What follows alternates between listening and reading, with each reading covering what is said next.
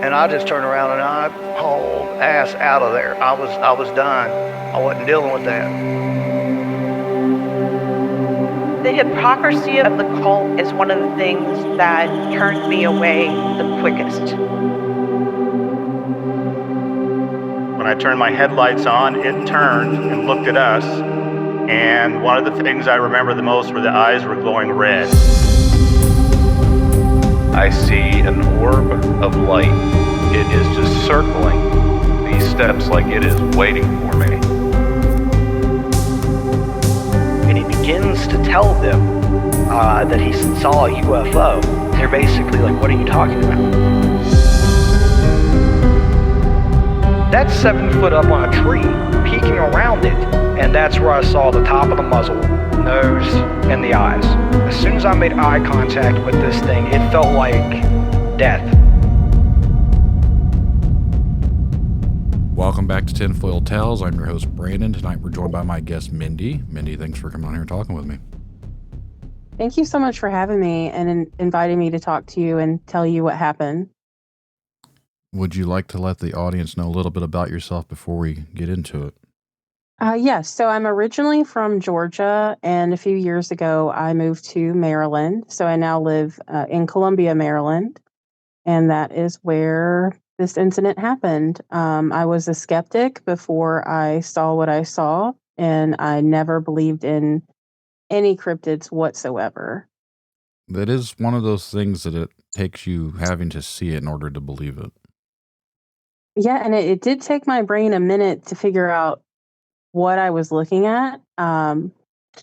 It was a stunning moment because I was just thinking, this is not possible. This is not, but it was standing in front of me. But this is not possible. I cannot possibly be seeing what I'm seeing, but I was.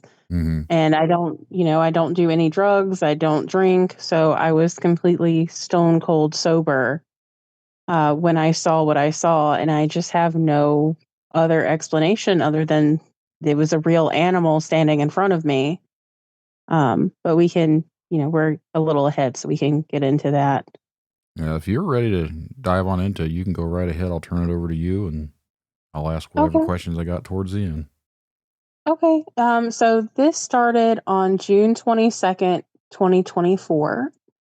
And I was playing video games with my friends. It was really late in the night. It was about 1:30 in the morning. And I have two dogs. I have an elderly dog named Raven, and I have a younger dog named Diana. And Raven came up to me and let me know she had to go outside. So the game that I was playing was Fortnite, and that's important because the character that I was playing as was like a white wolf character. His name was Volpez. I think he's still in the shop. You can look him up. But he was a white wolf or a white fox looking character, and that was just my favorite character to play as. So I was playing with my friends. I let them know, hey, I got to let the dog out. I'll be back in a few minutes. I took my headset off and muted it. And my boyfriend's half Japanese, so in keeping with like the culture and tradition of his family, we have a shoe rack by the door, and we just take our shoes off at the door and put them on, as we're leaving and exiting. So we don't walk through the house with our shoes on. And I happened to set my phone down on top of the shoe rack, and I put my flip flops on and took my old dog out, and she went outside without an incident. She still has very good hearing. Her vision is not the best, but her hearing is superb. And she did not pick up on anything when we were outside. And I was probably outside with her for a good solid, 5 minutes. She's a little slow. Nothing happened when I was outside with her. Then my younger dog at the time was 2 years old, and I took her out as well. And you have to understand the way that my apartment is laid out is that there's a big open space where you can let your dog use the bathroom, and then there's dumpsters immediately across the street. And behind the dumpsters, directly across the street, is a power substation, which is in a field, and that is owned by Baltimore Gas and Electric. So at the time, my apartment complex wasn't doing anything with the field. If it got overgrown, it got overgrown. It wasn't their problem. and the field was overgrown on this day. It was about 4 to 5 feet tall with grass, and there were always deer in that field. It didn't matter the time of the year. There were always deer, anywhere from 1 to 100, and that's how big the field is. It was slightly bigger than a football field, and we were at the edge of the road. My dog likes to sniff at the very edge of the road, and we were out there, and I heard a branch break. And I just thought it was a deer approaching, because they do get super close to you in Maryland. You can't really touch them, but they will walk right beside you with no problem. And I turned around and I said, "Diana, look at the deer." And then I just stopped. I couldn't even finish what I was saying, because when I turned around, directly across the road, curb to curb from me, was a 7.5 to 8 foot tall white werewolf. That was the only way I could describe it in my mind. And my initial thought was, that is a werewolf. Werewolves are not real. That is a werewolf, and we're going to die. And my dog is a Labrador Retriever mix. She was about 73 pounds at the time. She's about 76 pounds now. And she was just shaking. She was just shaking, like nose to tail, like the leash was shaking. She was shaking. And she didn't make a sound. And when I first saw this, I'm calling it a werewolf. I know that's the wrong term now, but at the time I didn't know what a dogman was, because I didn't believe in cryptids, didn't follow cryptids, didn't know what many of the cryptids even were. And sorry, it still gets me emotional to think about it. But I stood there for a minute, and when I turned around, it was sniffing the air. So I got a side profile view of it first, and of what I could see, because it was partially in the grass, and I could see it had a bushy tail that it was kind of flicking around, but I couldn't see how long it was. But it was super bushy, kind of like when a cat gets scared and they arch their back and they push up their tail. It looked like that. That was just the natural state of the tail. It was solid white. It had light amber colored eyes. It had an extremely long snout. It had very long ears. It had really big eyes.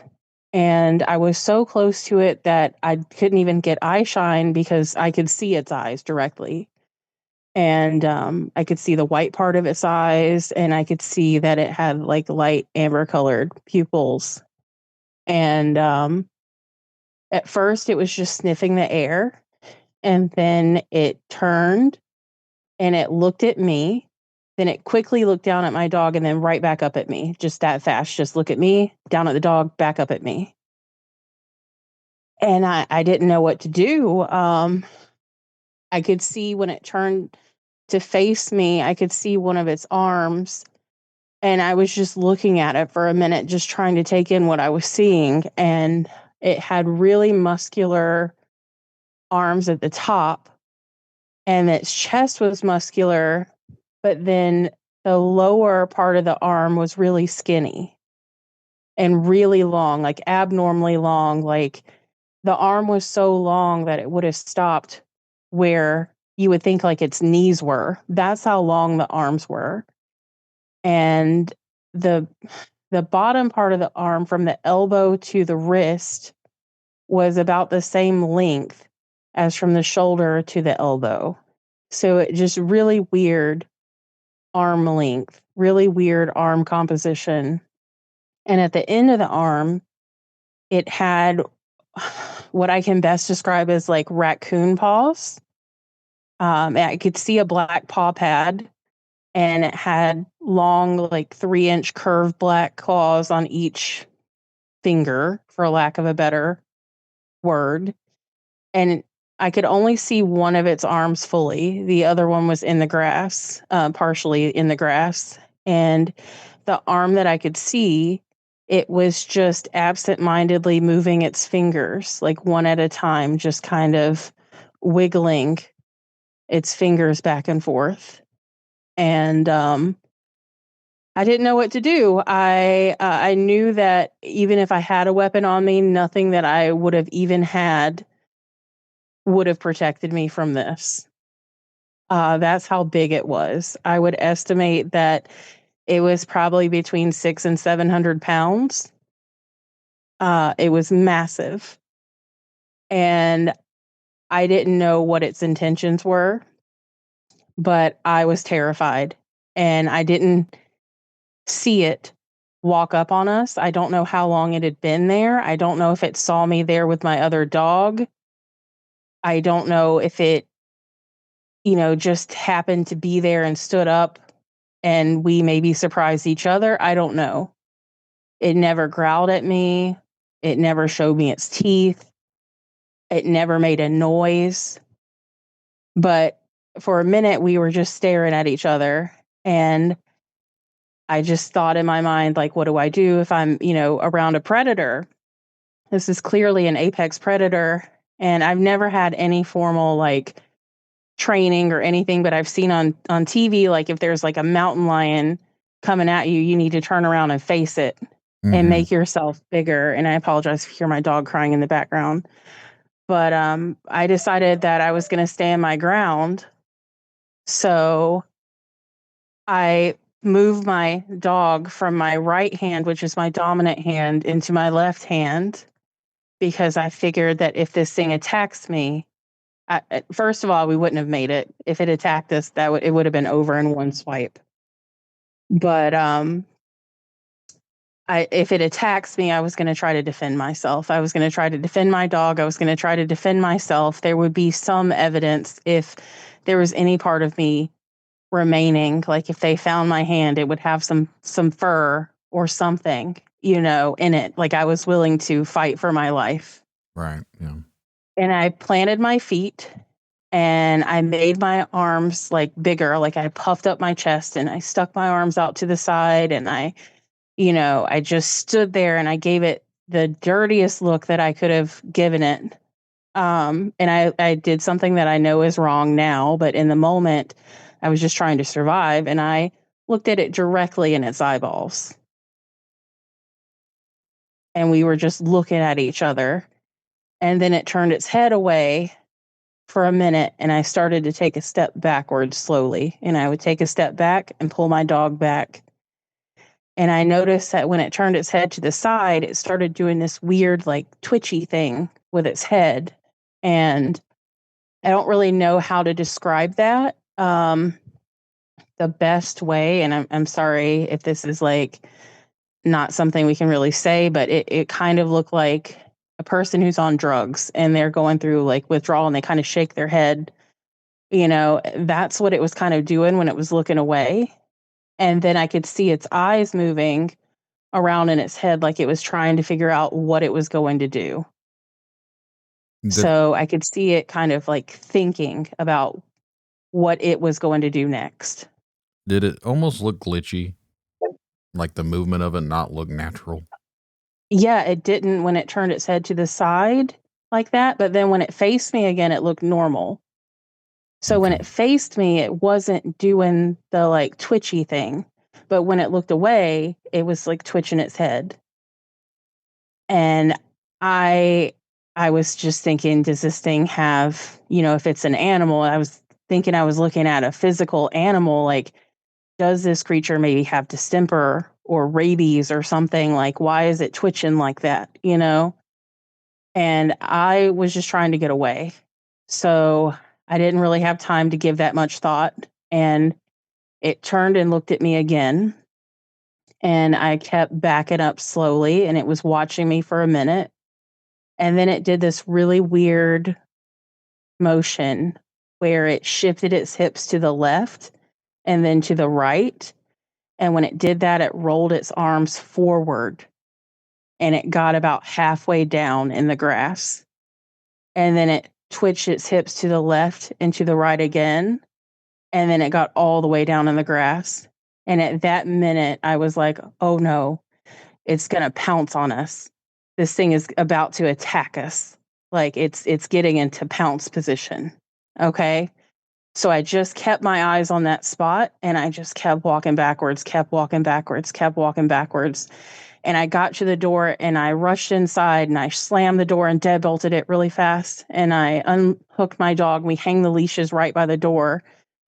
And so I unhooked the dog and I put my back against the door and took a couple of deep breaths because I was shocked that I made it out of that alive. And I looked at my hand and I was shaking. And then I took about 2 steps to the left of the door. And when I did that, the door handle jiggled like someone was trying to open the door. And I have 2 dogs in this house, and both of these dogs are very reactive. If someone's walking around outside, if someone's talking loudly on a cell phone, they're going to be barking. These 2 dogs were sitting directly in front of me, and they were silent. And they were looking at the door and looking at me and looking at the door, but they were not barking, which is not normal. And so I thought that it must have followed me, that it probably had picked up on our scents when it was smelling the air, and that it tracked me back to my apartment. And so I stayed in an awkward position, like I had my leg like half up because I was walking, and I just stayed like that until my dog started acting more normal.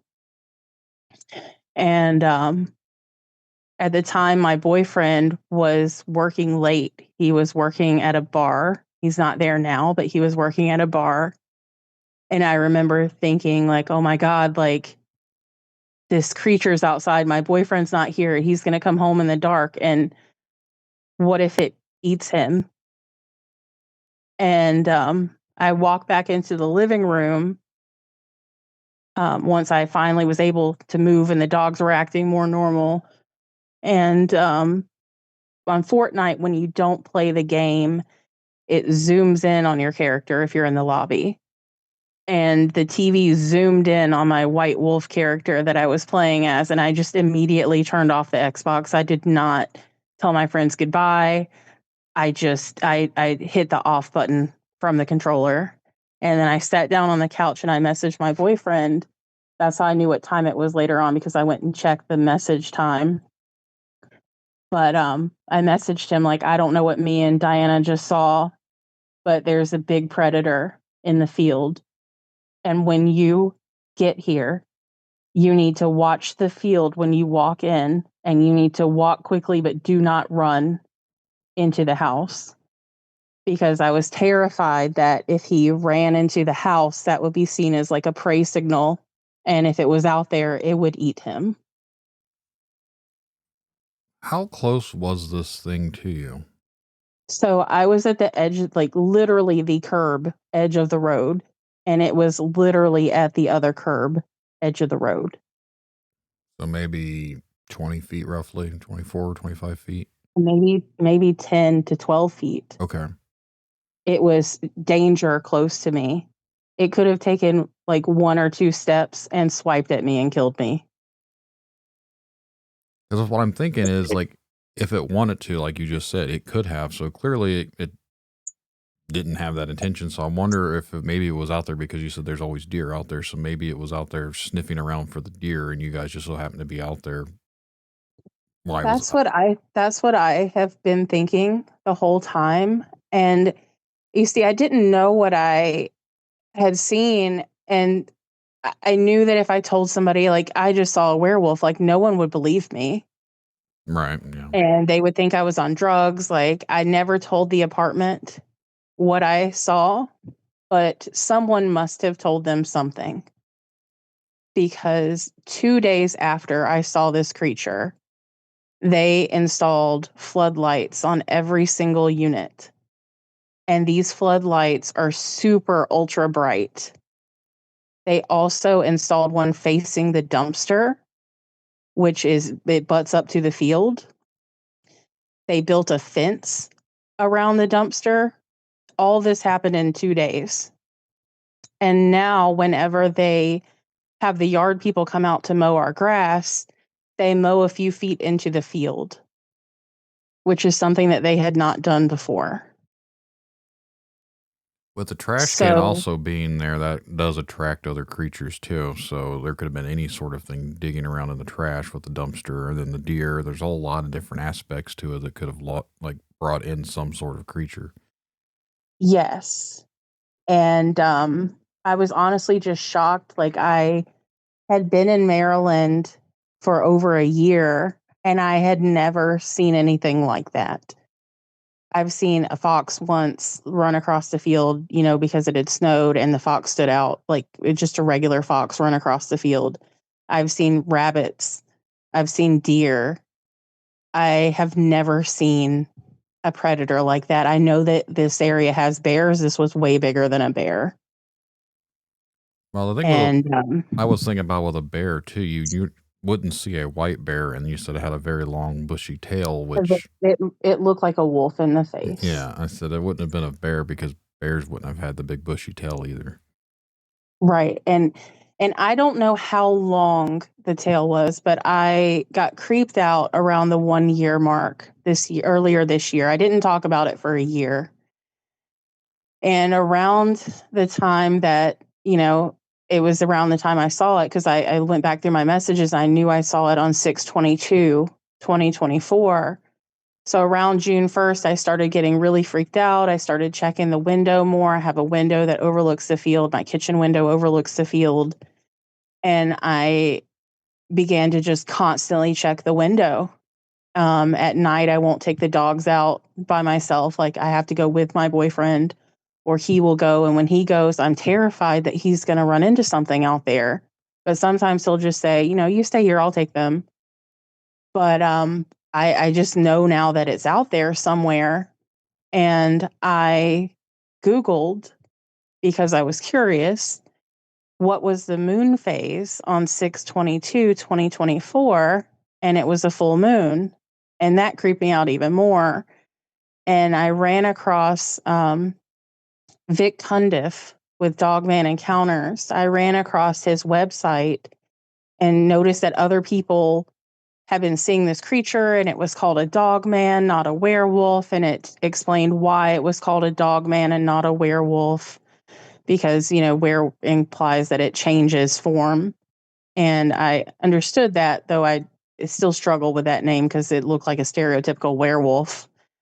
So in my mind, I still want to call it a werewolf because that's what it looked like, even though I don't think they change. And I talked to Vic about what I saw, but I learned some things after I was on Dogman Encounters. I learned from a Redditor that in that field, there is a trail. And I thought that trail was just for the power company to use to get to, there's like a little brick room that controls the power in that field. And so I've seen power trucks drive up there, and I just thought, oh, that's just for their access to, the field and these large power towers. No. Apparently, according to the Redditor who showed an aerial photo to me, that trail runs directly into Patapsco Valley State Park. And apparently there have been multiple sightings of these type of creatures in Patapsco Valley State Park over the years. Mostly people report seeing black or brown ones. But I spoke to another researcher, not Vic, a different one. And I don't want to give him any credit because when he ran a story about what I encountered, he changed some details, and I didn't appreciate that. And when I brought that to his attention, that his information was incorrect, he kept it the same and didn't change it to the correct information. So I don't want to send people to look for this person. But I spoke to another researcher, and he told me that he had gotten a report from a law enforcement officer who had also seen a white walking wolf. And that law enforcement officer only lives a few miles away from me. I have not gotten the contact information for that person to verify that, but he was adamant, the researcher was adamant that he had spoken to a law enforcement officer who had seen and encountered a white werewolf-like creature. And he had also told me that he was tracking a creature he called the Patapsco Howler because he had received over a dozen different reports of people hearing howling in Patapsco Valley State Park, but people weren't seeing anything. They were just hearing it. Well, another bombshell for me was the fact that I was told, and I verified, that wolves have been extinct from Maryland since the 1800s. They are not here. So if you're hearing howling, it cannot be a wolf. We do not have wolves. They claim we don't have wolves in our area. They claim they don't have wolves in certain spots too, that we don't have bear. But there's been times where they've been caught on trail cam, same thing with like bigger cats. I don't always think that they know 100% what we have in certain areas, but I also don't know of any sort of wolves that walk bipedally like that. Right. And this was massive. This was way bigger than even like a Great Dane on two legs. This is bigger than that. So we're talking 8 feet tall. There is no dog that I am aware of that is 8 feet tall when standing on two legs. And they can't stand that long when they do stand on two legs. You'd also mentioned that it had claws and like raccoon hands, which is not normal for a canine. Right, it did. And it had those 3-inch curved black claws. So I don't really know where it came from. I've been trying to do some research. I've been talking to different people.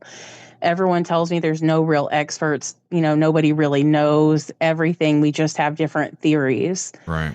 And another researcher recently this past week told me that there has been a correlation between seeing these creatures and seeing them around these power places, these power, I can't think of the word right now, but I know what you mean. you know what I'm talking about. Yeah. And he thinks that they're interdimensional and that they need a power source to come through or to leave. And that kind of makes sense to me. Like maybe they are. I don't know. I'm kind of on the fence. When I first saw it, I thought for sure this is a real creature. It must live here. It must live in the park somewhere. Like it must live around in this wooded area because I am in a city, but the city has a lot of very woody places. It has a lot of parks. It has a lot of woods, even though it is a city.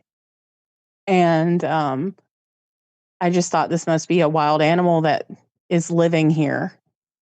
But the branch break noise, I'm struggling with that because Vic told me that he believes that the branch break noise is the noise that these creatures' backs make when they stand up. Like their back pops when they stand up from 4 legs to 2 legs. But the other researcher hypothesized that that could be like a sound of like a portal or something. And I didn't see anything. And like I said, my old dog has really good hearing. And she did not alert to anything. And I was out there with her for minutes. And she never alerted to anything in that field.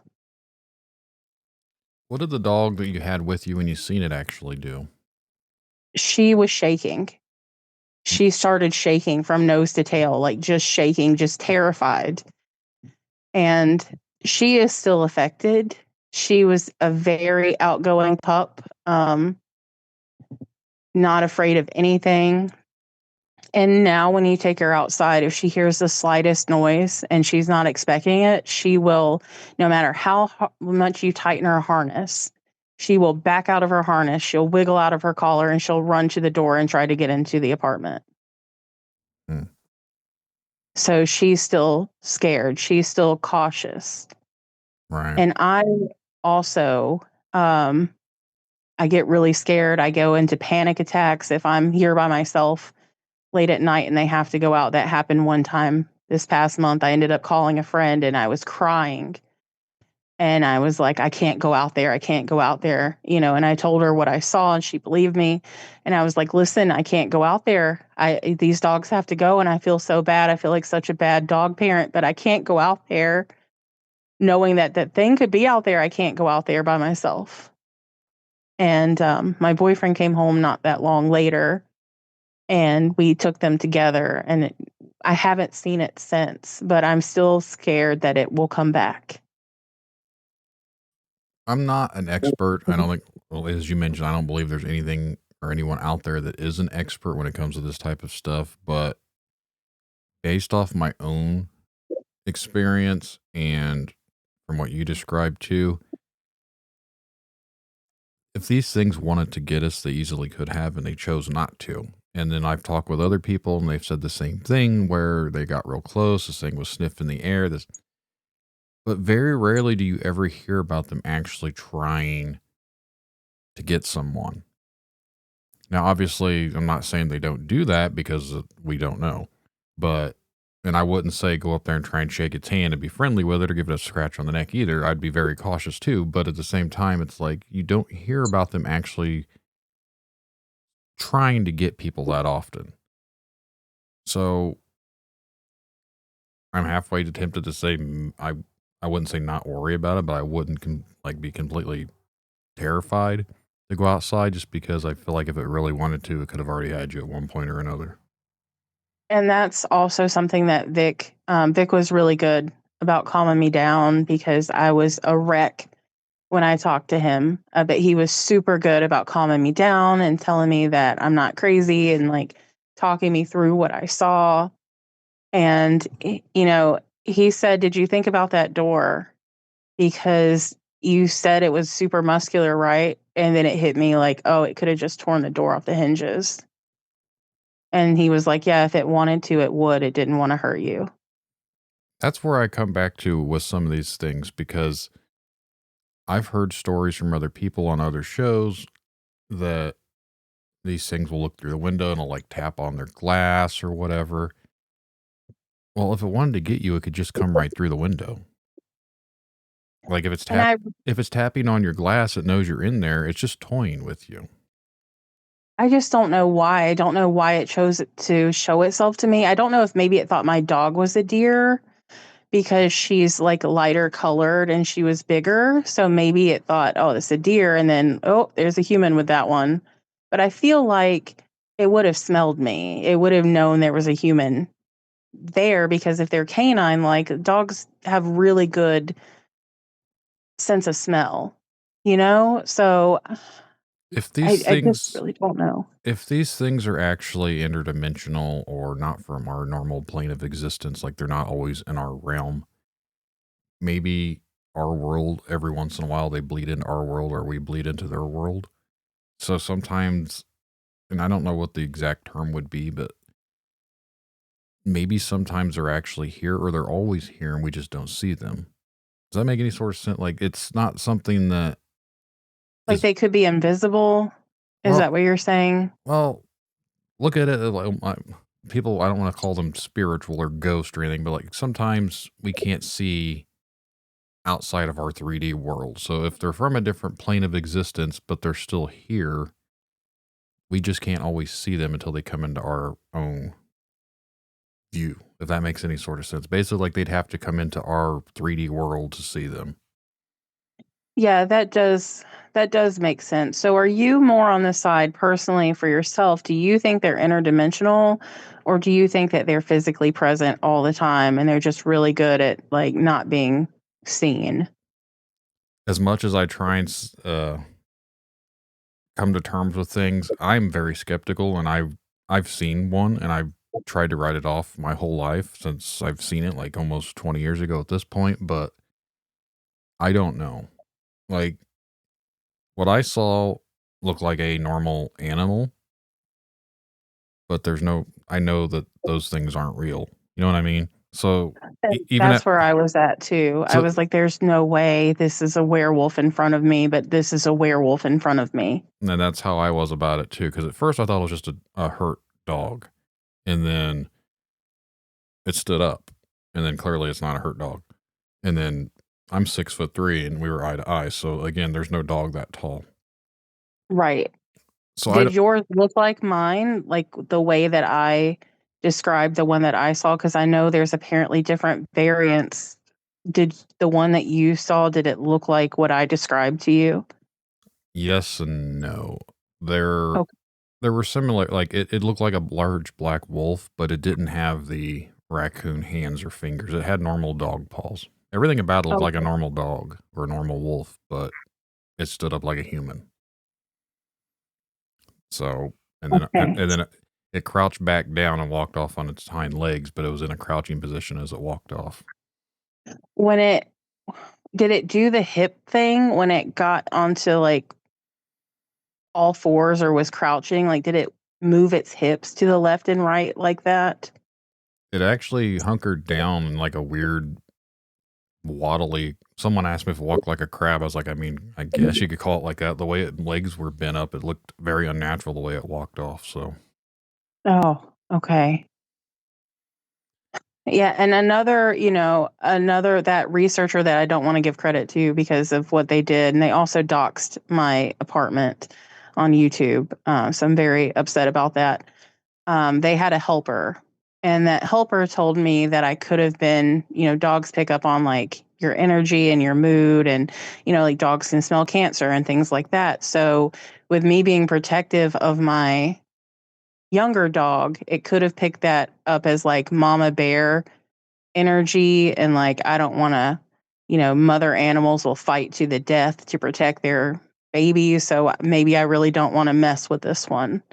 And that's why it may have chosen not to attack us, because I went into a defensive posture. the part that I keep coming back to and thinking about is you mentioned it was a full moon, It and was, yeah. that is very strange with werewolf lore, just because that's what they always come out in the full moon. But I also don't believe that a human turns into a werewolf. But Yeah, I don't believe that, but Vic told me that it was just a coincidence that it was a full moon. mhm. And because that's something I asked him. I said, "Well, I saw it on a full moon. Do they come out only on the full moon?" And he said, "No, most of them are actually seen in the daytime from what he's gathered, and that they come out all, anytime, any moon phase." Mm, So, but mm, it did creep me out a great deal because that's the first thing I looked up. I'm like, let me just see what the moon phase was. And it said full moon. And I was like, no way. Oh no, it was a werewolf. Oh God. Because I tried to tell myself at first that I didn't see what I saw. yeah. I tried to justify, like, there's no way that cannot be, this cannot be. And I didn't tell anybody for a full year until I just got so creeped out about it coming back because it was the anniversary coming up that I started doing more research and started digging in more and started trying to figure out what it actually was that I saw. This is one of those things to where, for me, I want to see one again because I want proof. I want to verify that I did see what I saw, and that's why I kind of do this podcast and I do what I do, because I've been searching for answers for all these years. And the problem is, I don't think I'm ever going to find those answers. And that's the one pill that is hard for me to swallow, is no matter what I do, it's not like I can just make one of these things manifest itself in front of me. Right. And I don't want to see one again. I told Vic absolutely not. It was terrifying because you just know, like you instinctively know in that reptilian part of your brain, like this is a predator. You are danger close to a predator. And I likened it to like accidentally walking up and startling a grizzly bear. Yeah. And I don't ever want to be in that position ever again. No, I understand. I'm just on that different spectrum, I guess, to where I wasn't affected in the sense where other people were. Like, I wasn't afraid of what was going on. I was more confused because at the time I was just like, what is going on? Like, this doesn't make any sort of sense. Why is this dog doing this? And it was just all these years later, just thinking about it, and I've never come to terms with it because it doesn't make any sort of sense. Even now, like looking back, it never makes any sort of sense. And I think about this every day. It's like, it haunts me in a weird way. And I said it never affected me. I told that to Vic. Vic asked how it affected me. And I said, it didn't affect me, but here I am doing a podcast. So clearly it had some sort of effect on me.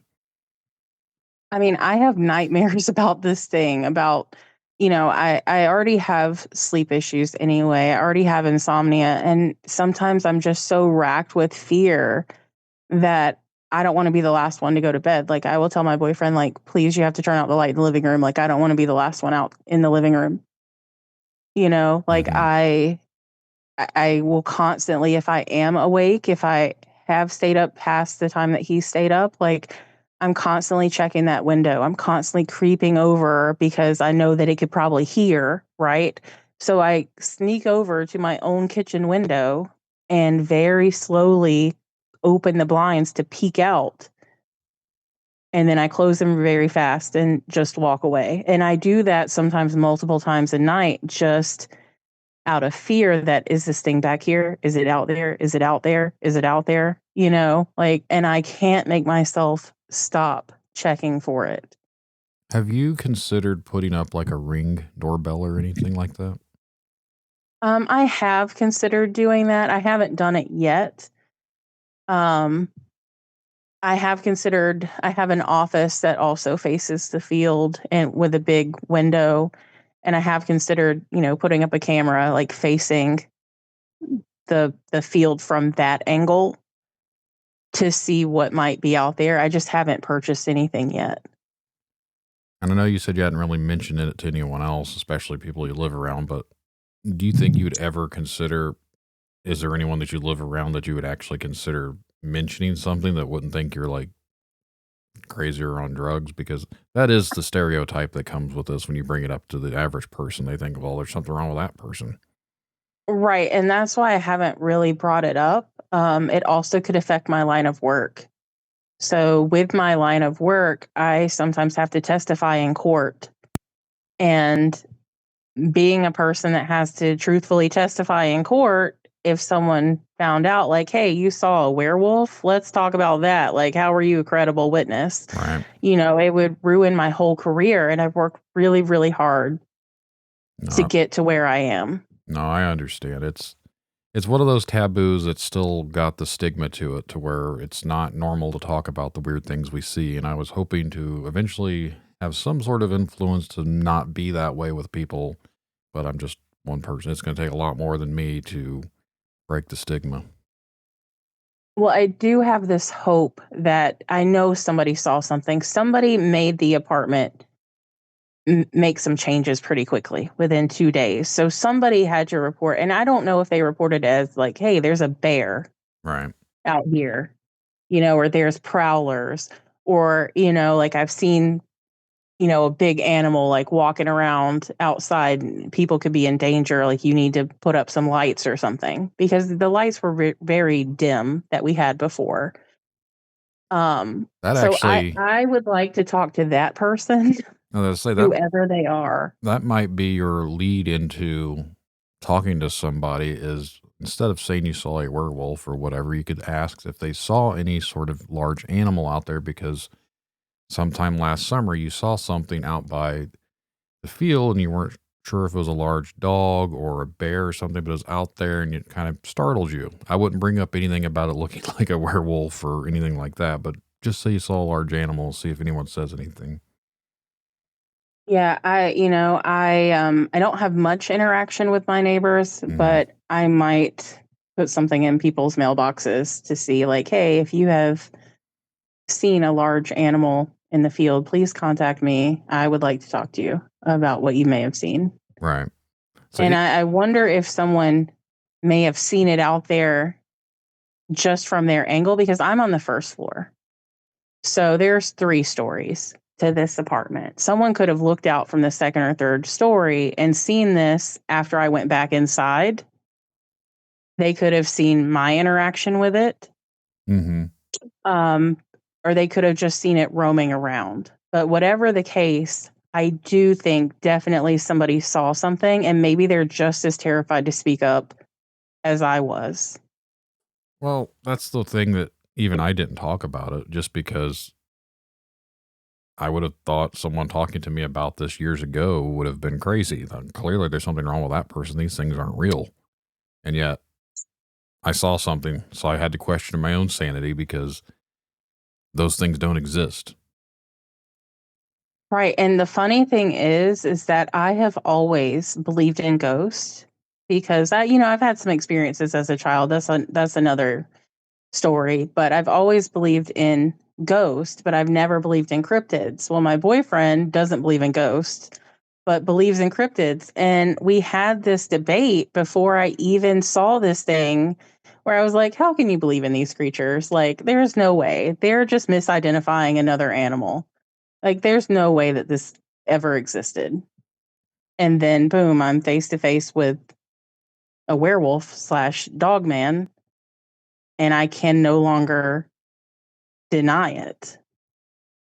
And the claws, you mentioned that yours had dog paws, but the claws really stood out to me and solidified to me this is a werewolf.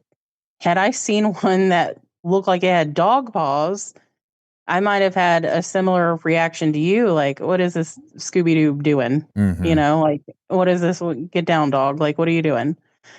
But it had the really skinny, long fingered hands. So, and the claws, and that stayed with me because I was like, this thing's going to kill me. Yeah, I don't know biology in the sense of like how we evolved and how canines evolved and primates, but from what I do know of evolution, there's no evolutionary line where any sort of canine had what would be considered hands and the ability to walk upright like a person. So somewhere Right. along the lines, there's something screwy going on with that. That's why I tend to believe that they're not a natural flesh and blood creature from here, just because there's been no bodies. There's been no proof. Like, we've never run across any sort of one ran over on the road that I'm aware of. Same thing with like Bigfoots and other cryptids. That's why I think there's more of a supernatural element to them. Not so much saying that they're ghosts, but I lean towards maybe they're not from our normal 3D world. I don't want to say interdimensional because that gets tossed around a lot, but whatever there is on a spiritual side, like a ghost side or anything like that we don't understand, I put them over in that category. And that would make sense to me, that explanation of where they come from. I just didn't know. I struggle with the why. Like, clearly it could have attacked me. It didn't want to. It never showed me its teeth. It never growled. Mm-hmm. I don't know what its teeth look like at all. Never showed me its teeth, never growled at me. We were just looking at each other, and then it looked like it was going to pounce on me. That was my perspective. You know, I struggle with why. Why did you even show yourself to me, creature? Like, why did you even make yourself known? And another thing, and I don't know if this has anything to do with it, I do have Native American in my bloodline, and not a little bit. Like, my grandmother was full Native. So some people have told me, like, oh, it must deal with that. And I don't know if it does or if it doesn't, because I haven't, unfortunately, I don't have any communication with anyone in my family. They're all deceased who was full Native. Like, I can't talk to any of them about it because they're not here. And Now, I don't have any like tribal affiliation. I'm not never been on a reservation. So I just don't know if that has anything to do with it or not. you mentioned the white wolf, and I've heard this several times, and there are like a symbolization between the white wolf with Native American. Now, someone had told me here in my area there was the legend of the white wolf along the Wabash River, and it had a Native American background to it. It was like supposed to be the spirit of one of the old war chiefs from years ago, and I don't know how true any of that is. Like I didn't go and investigate that just to prove it or disprove it. I'm just going by what was told to me. But there are other similarities between this because I've heard other people talk about seeing one that was white and they also happen to have some sort of Native American background. So there could be a tie to that. I have no idea. I don't have Native American that I'm aware of. I think I actually might, but it's very, very small if there is. So, Okay. but I didn't see a white one. I'm curious. Oh, sorry, not to cut you off. I'm just curious about that because I don't know any natives who are full native for me to ask or who are familiar with the folklore or anything to ask. Unfortunately, all of that has been lost to me. And I just don't know anything. I'm trying to learn as much as I can, but I just don't know anything about what the symbolism could be or, if it chose to show itself to me, why? Maybe there was a reason, and I just don't have the knowledge to put two and two together. Well, a quick internet search here, and again, it's the internet, so take Google for whatever you want, but it says a white wolf for Native Americans, symbolizes love and peace, and it does battle with the black wolf, which is anger and evil. And a white wolf is often seen as having significant spiritual power, a role as a messenger or guide, offering wisdom and healing to those in need. So that is what they claim a white wolf is. Well, that sounds very lovely, except it scared the crap out of me. Right. Yeah. And if it was offering healing and peace, I don't quite know if it would leave me with PTSD. Right. No, I get that. So, I'm just going by whatever the internet tells me. So, right. No, but that is a lovely thought. It is. Like if I try to frame it like that, then maybe I can get over my fear. If I try to say, well, maybe it was a peaceful entity, because it didn't show aggression other than when I thought it was going to pounce on me, and I wasn't sure if that was a sign of aggression or if it was just getting down on all fours to get down on all fours, But I immediately thought it's going to pounce when it did that. Which it didn't. So it didn't. Yeah. But it did try my doorknob, and I'm pretty sure that wasn't a person, because my dogs would have reacted differently if a human had tried the doorknob. Which, again, is also weird to me that it would come up to the door. And again, if you have windows, why wouldn't it? If it really wanted to get to you, why would it use a door handle? If it's just a normal animal, it wouldn't even know how to use a door handle. Well, and so here's the thing. Our windows here, we have blinds, but they're not the flimsy blinds. They are wooden. So with the blinds being shut, you can't see in at all. So if it couldn't look in the windows because we keep the blinds shut, it couldn't see in at all.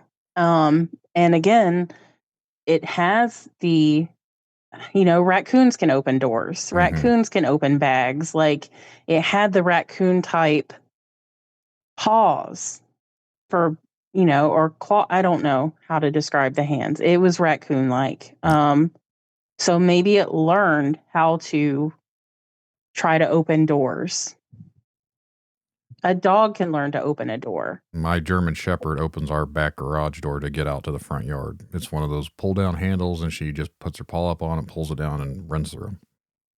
So, and if these things are super, super sapient, not only sentient, but sapient, if they have a human-like brain, then it would know that that's how we open doors. It would have observed, like, this is how humans open doors, or one of the ways.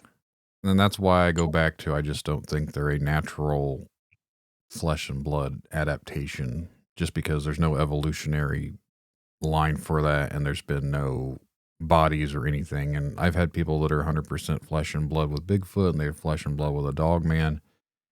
But I just don't see that. There's too many strange elements to them to make any sort of sense to be a flesh and blood creature.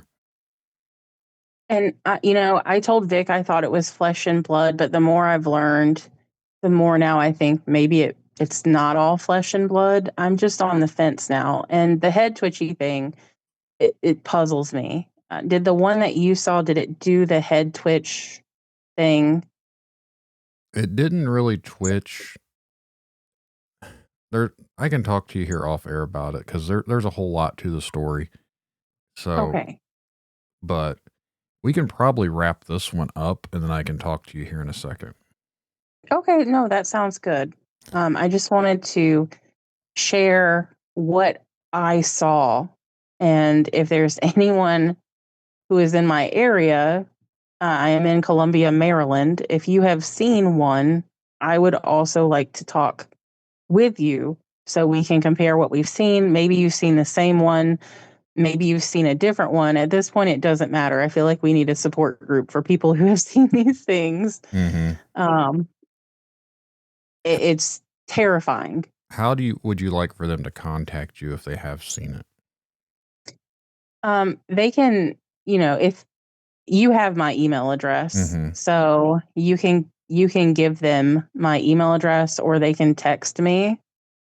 If you would text me first, like, hey, I have someone who'd like to speak with you. Okay. And give me their info, then, I can reach out, or, as long as you let me know first, then I will be more than happy to talk to anyone who may have also seen one or seen the same one.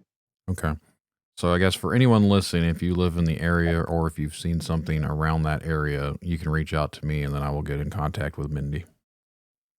Yes, and I will be more than happy to talk with anyone. I know I've heard some Dogman encounters. I haven't listened to all of them, but I started listening.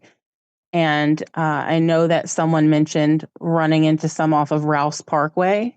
And Rouse Parkway is literally up the street from me. So that is very close. Mm-hmm. And I don't remember that man's name, but that is super close. And again, I know that there was a police officer. I don't have any information on that person. It was a retired police officer, allegedly, who also saw the white one. I'm very interested in finding that person, but with their line of work, I understand not wanting anyone to know who you are. Right. And that's kind of where I am. I'm not a police officer, but in my line of work, I also have to testify in court pretty regularly. And I can't have my credibility questioned either. No, I completely understand. But we can go ahead and wrap this up. So I want to say thank you for coming on here and sharing that with us tonight. It's been a pleasure talking with you. Thank you so much. It's been a pleasure talking with you. And, I thank you and I thank your audience for listening. You have a good night. You too.